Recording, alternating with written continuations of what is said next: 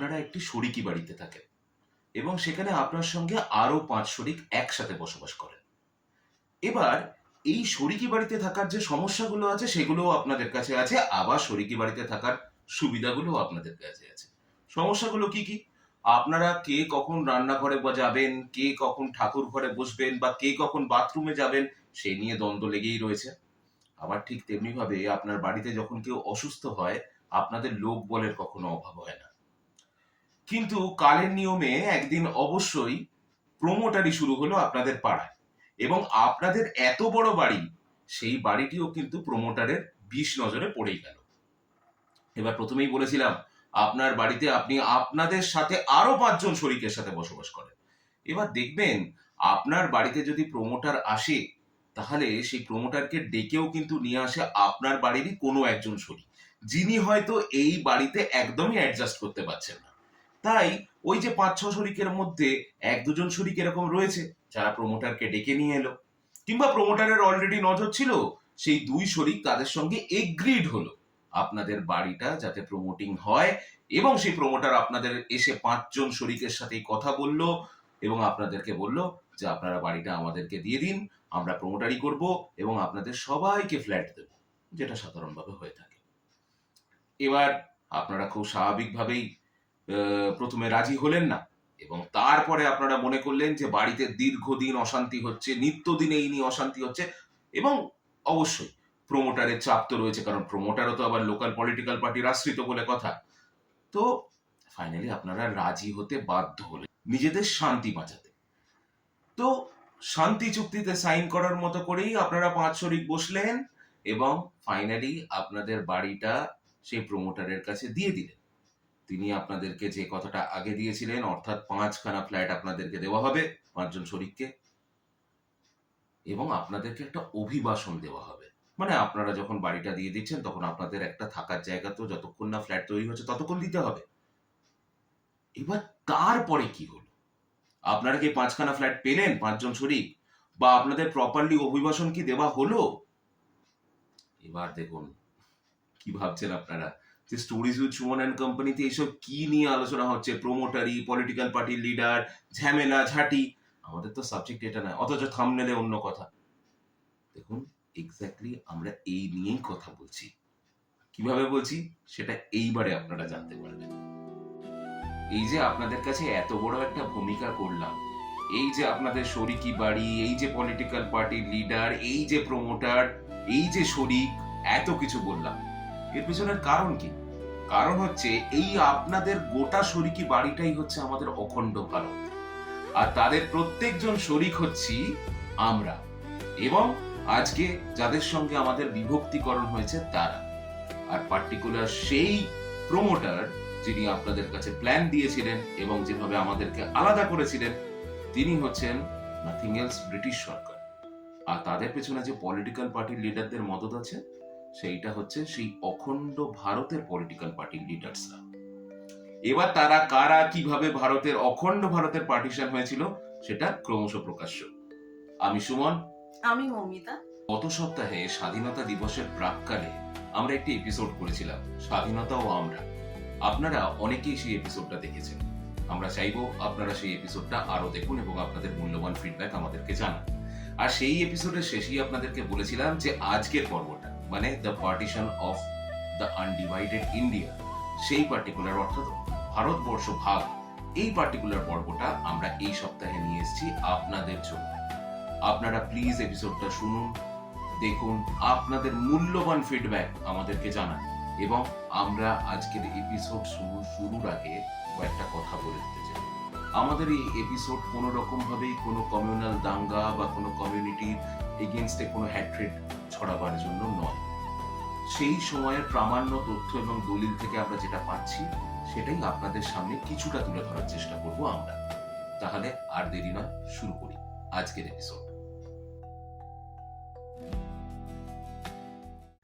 1947 সালের 18ই July British parliament দ্বারা পাশ করা হয় ভারতের স্বাধীনতা আইন।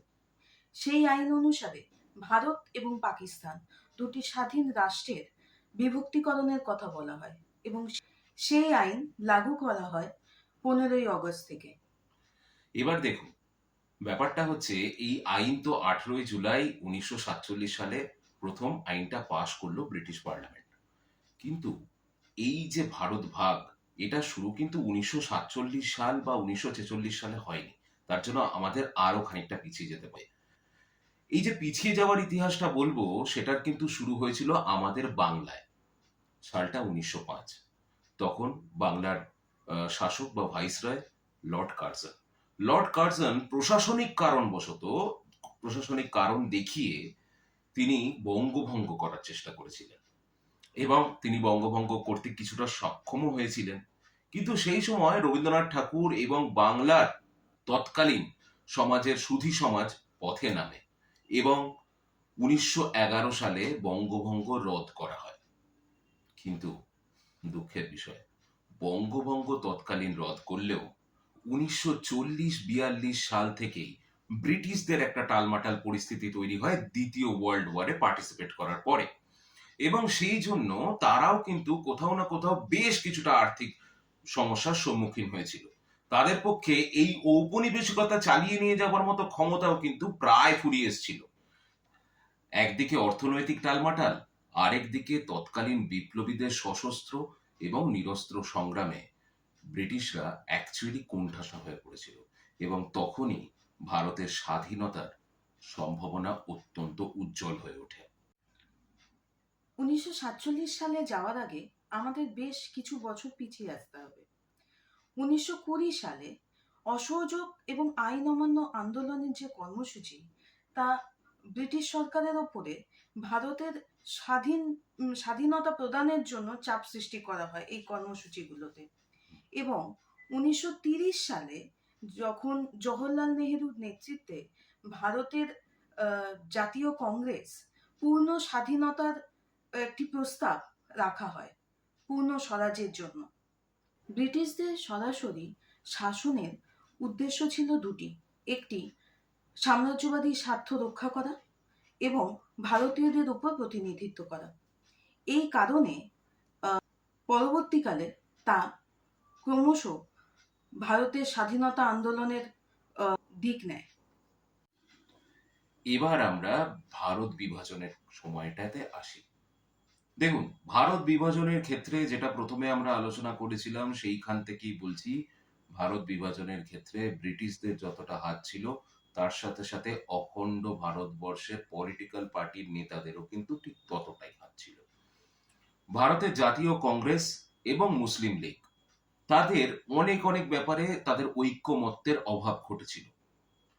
মুসলিম লীগের নেতা মোহাম্মদ আলী জিন্নাহ, যিনি এক সময় একজন লিবারেল লিডার ছিলেন, তিনি কিন্তু প্রথমের দিকে হিন্দু মুসলিম ঐক্যের কথাই বলেছিলেন। কিন্তু পরবর্তীকালে নেহেরুর সঙ্গে এবং জাতীয় কংগ্রেসের বিভিন্ন নেতাদের সঙ্গে তার বেশ কিছু সমস্যা শুরু হয়, এবং তারপরে তিনি বুঝতে পারেন যে এই অখণ্ড ভারতবর্ষে যদি তারা বসবাস করে, তাহলে মুসলিমদেরকে সংখ্যালঘু জাতি হিসেবে গণ্য হতে হবে। সেই জন্য তিনি একটি নতুন মতে প্রকাশ করেন। জিন্নাহ সাহেব তখন দ্বিজাতি তত্ত্ব, অর্থাৎ টু নেশন থিওরি, এই পার্টিকুলার থিওরির প্রবক্তা হয়ে ওঠেন। অর্থাৎ হিন্দু এবং মুসলিম দুটো আলাদা আলাদা দেশে যদি থাকে, তাহলে সেটা তাদের সংস্কৃতি, সভ্যতা এবং জীবন দর্শন সবকিছুর জন্যই পৃথক হবে। এটাই ছিল জিন্নাহর বক্তব্য। একটি যৌথ গণতান্ত্রিক রাষ্ট্রে মুসলমানরা চিরকাল রাজনৈতিক সংখ্যালঘুর ঝুঁকিতে থাকবে, এই দাবিতে তিনি পৃথক মাতৃভূমির দাবি তুলেছিলেন। এবার তার মূল রূপরেখা তিনি শুরু করেছিলেন লাহোর প্রস্তাব, অর্থাৎ 1940 সালে 20শে মার্চ কি 23শে মার্চ জিন্নাহর নেতৃত্বে মুসলিম লীগের লাহোর অধিবেশনে ভারত বিভাজনের আনুষ্ঠানিক রূপরেখা গৃহীত হয়, যেটি লাহোর প্রস্তাব নামেও পরিচিত। এই লাহোর প্রস্তাবের মূল বিষয়গুলো কি ছিল? লাহোর প্রস্তাবের মূল বিষয়গুলো ছিল ব্রিটিশ ভারতের উত্তর পশ্চিম এবং পূর্বাঞ্চলীয় যে অঞ্চলে মুসলমানরা সংখ্যাগরিষ্ঠ, সেই সংলগ্ন অঞ্চলগুলিকে একত্রিত করা, এবং সেই অঞ্চলগুলিতে স্বায়ত্ত শাসন, অর্থাৎ স্বায়ত্তশাসিত এবং সার্বভৌম রাষ্ট্রে রূপান্তরিত করা, যা পরবর্তীতে একটি অখণ্ড পাকিস্তানের দাবিতে রূপ নেয়। এরপর 1946 সালে এলো ক্যাবিনেট মিশন পরিকল্পনা। পৃথক পাকিস্তানের দাবিতে অনড় থেকেছিলেন জিন্নাহ সাহেব, কিন্তু ব্রিটিশদের পক্ষ থেকে বিকল্প প্রস্তাবও তাকে দেওয়া হয়েছিল। সেখানেও তিনি কৌশলগত নমনীয়তা দেখান। কিন্তু 1946 সালের মাঝামাঝি সময়ে জিন্নাহ এবং মুসলিম লীগ ব্রিটিশদের ক্যাবিনেট মিশন পরিকল্পনা প্রাথমিকভাবে গ্রহণও করেন।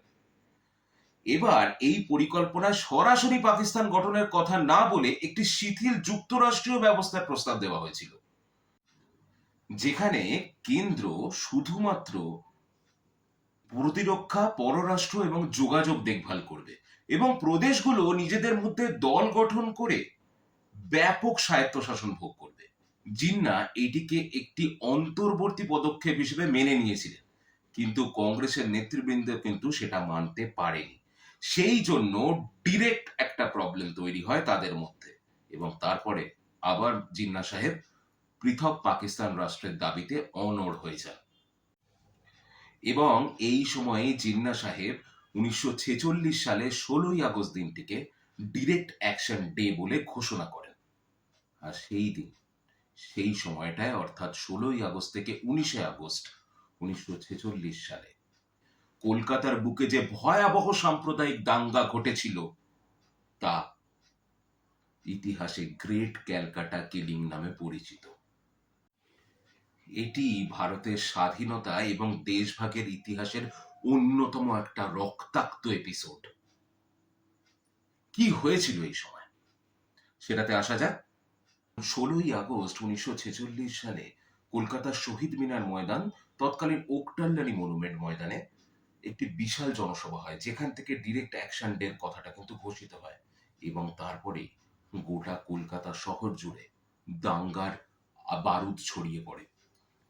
হিন্দু এবং মুসলিম এই দুই সম্প্রদায়ের মানুষের মধ্যেই হিংসাত্মক সংঘর্ষ, লুটপাট এবং অগ্নিসংযোগ শুরু হয়, এবং ব্যাপক ধ্বংসলীলা চলে গোটা কলকাতা শহর জুড়ে এই 16 থেকে 19শে আগস্ট। এবং বিশ্বাস করুন, এই সাম্প্রদায়িক দাঙ্গাতে দুই সম্প্রদায়েরই সাধারণ মানুষের সব থেকে বেশি ক্ষতি হয়েছিল। টানা 4 দিন ধরে সারা কলকাতা শহর জুড়ে ধ্বংসলীলা, হত্যালীলা চলেছিল। আপনারা গোপাল পাঠান নাম শুনেছেন, এবং আজকের দিনে দাঁড়িয়ে গোপাল পাঠান নামটা খুবই রেলেভেন্ট।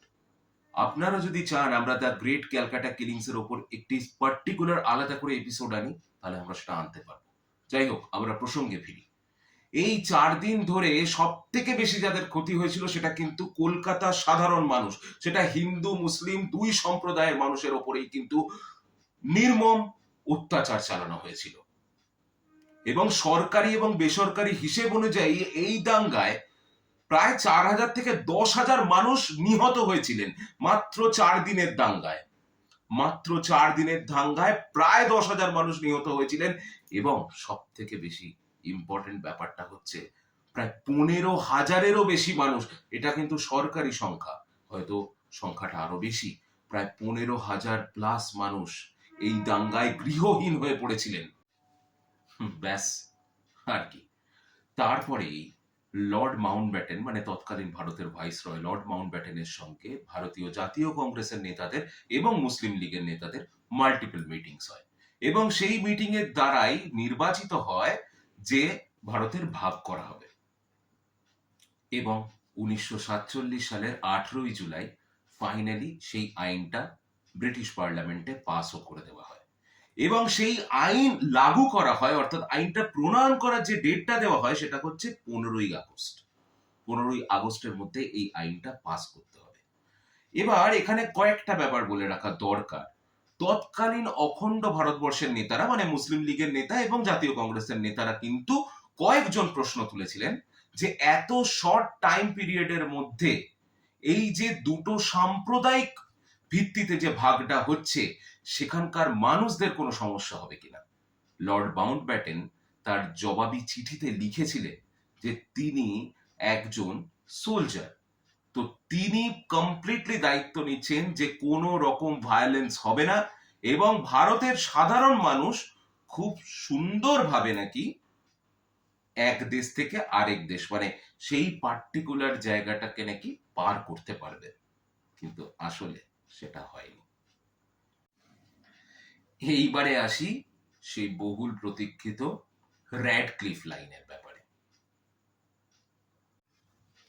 এই তাড়াহুড়ো করে ভারত ভাগ করতে গিয়ে মাউন্ট ব্যাটেন কর্তৃক নিযুক্ত হয় সীমানা কমিশন, এবং এই সীমানা কমিশনের উদ্দেশ্য ছিল এমনভাবে ভারতকে ভাগ করা যাতে বাংলার পূর্বে পূর্ব পাকিস্তান এবং পাঞ্জাব পাঞ্জাবের যে পশ্চিম দিক সেটা হচ্ছে পশ্চিম পাকিস্তান, এবং এইখানে যাতে বেশি সংখ্যক মুসলিমকে রাখা হয়।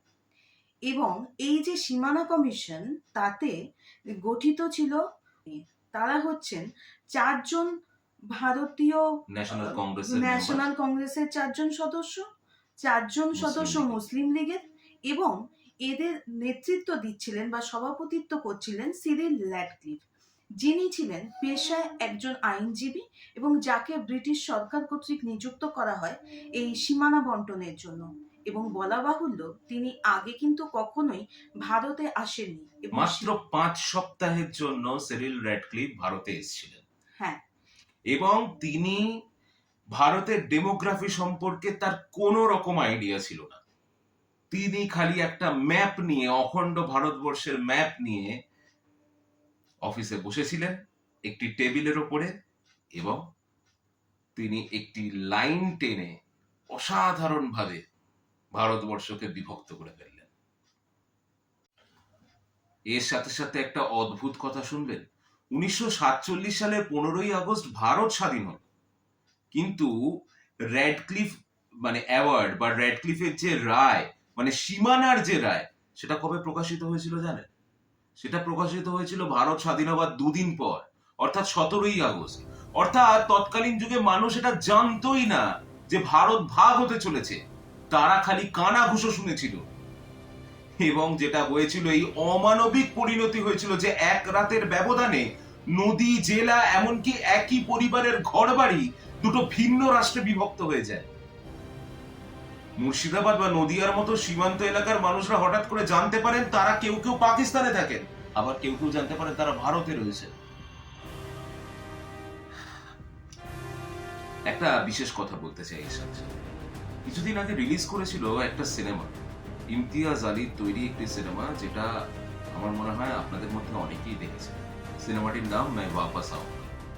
এই পার্টিকুলার সিনেমাটাতে পাঞ্জাবে সেই সময়কার ওই 1947 সালে 15ই আগস্টের সময়ে পাঞ্জাবে দেশভাগ নিয়ে কি হয়েছিল সেটার কিন্তু একটা জ্বলন্ত চিত্র কিন্তু তুলে ধরা হয়েছে। হ্যাঁ, এটা একটা লাভ স্টোরি, কিন্তু লাভ স্টোরির মোড়কে সেই সময় দেশভাগের ভয়াবহতা কিন্তু খুব সুন্দর করে ফুটিয়ে তুলেছেন পরিচালক। আরেকটি বাংলা সিনেমাও হয়েছিল যেটি হচ্ছে রাজকাহিনী, এবং সেই রাজকাহিনীতেও আমরা এই ভারত ভাগের একটা ভয়াবহ চিত্র দেখতে পাই। ওই একটি পার্টিকুলার কোঠাবাড়ি, আপনাদের মধ্যে অনেকেই রাজকাহিনী দেখেছেন, এবং সেই রাজকাহিনীর মধ্যে একটা পার্টিকুলার কোঠাবাড়ি, তার মাঝখান দিয়ে র্যাডক্লিফ লাইন গিয়েছিল, এবং তার জন্য কি তার পরিণতি হয়েছিল সেটাও একটা অন্য রকমের গল্প। কিন্তু দেশ ভাগের সেই সময়ে সাধারণ মানুষের যে বিপর্যয় নেমে এসেছিল, এই দুটি সিনেমা কিন্তু তার জ্বলন্ত উদাহরণ কিন্তু আমাদের সামনে তুলে ধরেছে।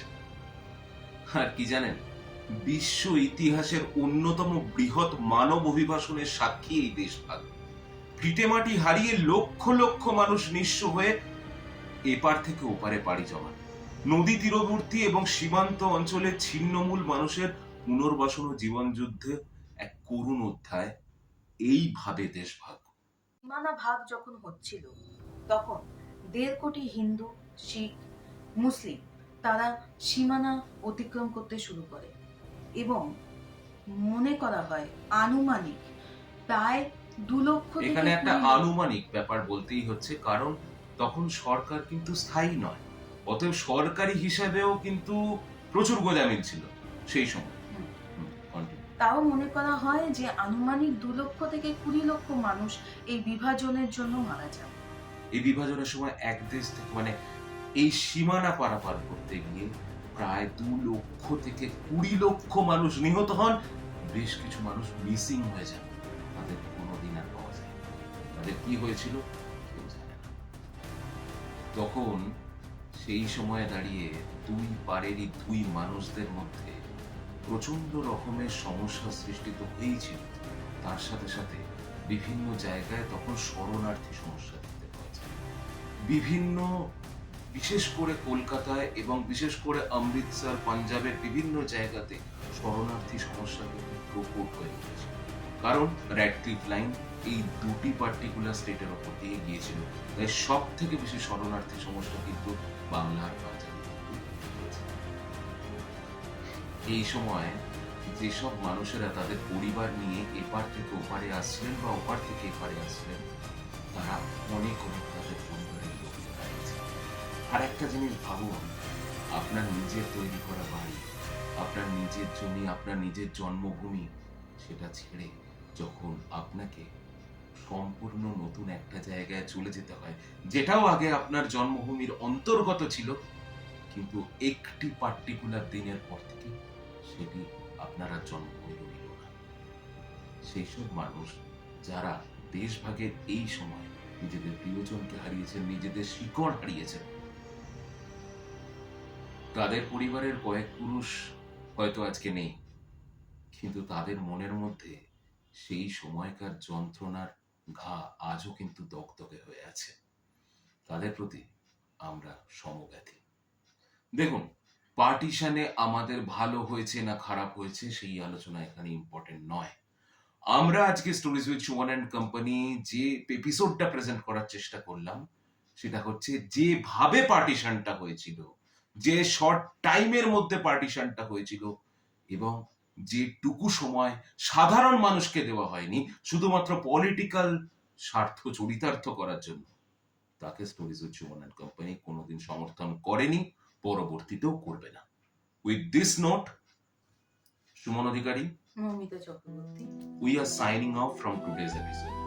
আমরা স্বাধীনতা দিবস উপলক্ষে দুটো এপিসোডই করলাম, স্বাধীনতা ও আমরা এবং ভারত ভাগ। আপনারা প্লিজ এই দুটো এপিসোড দেখবেন, একটা গত সপ্তাহে রয়েছে আর একটা এই সপ্তাহে আমরা দিলাম আপনাদের কাছে। আপনারা প্লিজ দেখবেন। স্বাধীনতা সত্যিকারেরই খুব কষ্ট করে আমরা পেয়েছি। আমাদের এই কষ্টার্জিত স্বাধীনতার মূল্য যেন আমরা বুঝতে পারি, এবং সাধারণ মানুষ হিসেবে আমরা এই গণতান্ত্রিক দেশে যাতে এক একটা পিলার হয়ে উঠতে পারি, সেটা কিন্তু আমাদেরকেই দেখতে হবে। কোনো পলিটিক্যাল পার্টি, কোনো নেতা, কোনো রাষ্ট্রনেতার ওপরে ভারতের জনগণ, কারণ ভারতের সংবিধান সেই কথাই বলে। With this note, we are signing off. আপনারা ভালো থাকবেন, সুস্থ থাকবেন। দেখা হচ্ছে পরের সপ্তাহে।